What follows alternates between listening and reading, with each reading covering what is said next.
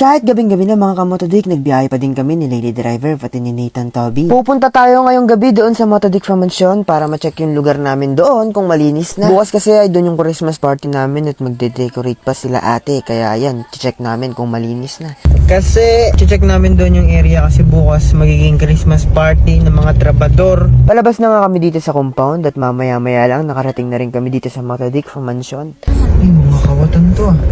Pinauna ko nga sila ready dito sa Motodik Mansion para ma-check nila kung malinis na dito. First time lang namin pumunta ng gabi dito sa Motodik Mansion. Ganito pala ang itsura nito kapag madilim ngayon. Grabe mga kamotodik, excited na talaga kami na matapos itong Motodik Mansion para makatulog na kami dito kasama ang pamilya ko. Yung madilim na parte ng bahay na yan ay magkakaroon din ng liwanag sa susunod. Pagtapos nga namin i-check ang Motodik Mansion at nakita namin na malinis na, dumaan muna kami dito sa bilihan ng cake. 9 months na kasi ngayon yung baby namin at ito mga kamotodik, isa-celebrate na lang namin kasama kaming tatlo. Sobrang bilis ng panahon mga kamotodik. Dati karga-karga lang namin si Nathan Toby. Ngayon gusto niya na magtayo mag-isa. Sa susunod anak, hindi ka na namin kailangan nalalayan pa para tumayo mag-isa. Baby ka pa ngayon, bibabyhin ka pa namin ng mama mo. Pero paglaki mo, ituturo ko sa'yo kung ano yung mga naranasan namin noon. Alam ko, mas iba yung hirap namin noon. Pero kailangan pagdaanan mo din yung mga yon. Kahit na may pera na si mami tsaka si daddy, hindi ka namin bibabyhin paglaki mo dahil malaki ka na. Pag malaki ka na, hindi porket marami tayong katulong sa bahay, sila sila yung gagawa. Tuturuan kita maghugas, maglaba ng sariling mga damit mo hanggang sa matuto ka. Hindi porket mayaman na ay kailangan maging mayamang asta ka na. Bata ka pa lang, madami ka pang matututunan na kailangan na daanan. Kung ano yung nadaanan namin, gusto namin maranasan mo din yun. Kailangan mo maranasan yung mga bagay na yun kahit medyo naabot na namin yung konting tagumpay. At hindi lang sa'yo namin gagawin yan anak, pati na rin yan sa magiging kapatid mo. Kailangan ninyo matuto para malaman ninyo ang buhay na totoo. Alam nyo naman mga kamatodik na galing kami sa hirap ng asawa ko. Kaya gusto ko hindi lang puro sarap yung maranasan ng anak ko. Gusto ko maranasan niya rin yung mga pagsubok na darating na dapat niya kayanin. Ayoko maging kagaya ng iba na porket may pera hahayaan na lang yung mga anak nila. Hassle lang ako ngayon. Halos di ko nga makarga yung anak ko maghapon. Halos nakatutok ako 24/7 sa cellphone ko kasi nandoon yung negosyo ko. Pero tandaan mo anak, hindi porket ganun yung nangyayari, hindi ka na mahal ni daddy. Para sa pamilya din natin nito ang ginagawa ko. Kaya easy lang kayo ng mami mo.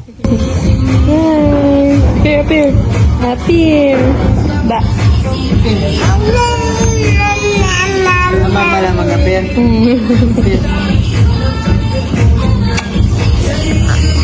Hanggang dito na lang muna ang video namin mga kamatodik. Enjoy muna namin yung 9 months ni baby nakasama ang pamilya ko. Hindi muna kami nagpahanda kasama yung mga lolo't lola niya pati mga tito-tita niya. Kasi bukas magkikita-kita rin kami sa Christmas party ng Motodik Mansion.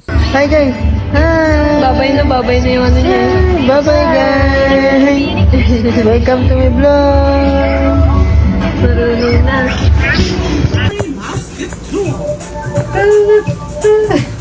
Tatayin ko sa'yo, may bubuyog. Infinity. So, infinity. Ba yung... Ina. Diba? Register ka lang, lagay mo lang username mo, password mo, kopyahin mo lang yan, click mo na agad yung register. Deposit ka ng 100 to 200, may libre ka kagad 150. Madaming laro ang pwede pagpilian. Manalo ng pera dito. Buwan-buwan, 3 milyon ang panalo ko lagi dito. Minsan talo din pero madalas panalo. Kaya kung ako sa'yo, maglaro ka na rin ito. Subukan mo lang, malay mo, ikaw na ang susunod na maging milyonaryo. Goodbye, Motodik is here. Kita-kita na lang ulit tayo sa sunod na video.